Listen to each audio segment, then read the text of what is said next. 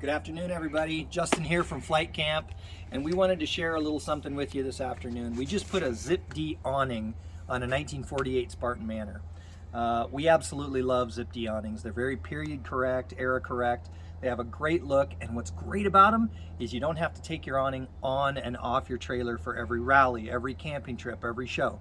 It stays stationary on the side of the trailer and goes down the road with you. I will give you a little tip though, and that's kind of what the video is about today.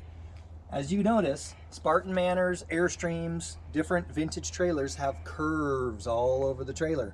And right at the roof line, you'll see that this one curves up, has a substantial curve like this. Typically, when we buy these awnings, you'll have a straight mounting bar here. So we have to have this mounting bar from the factory curved and bent specifically to fit the roof line of whatever trailer we're putting it on.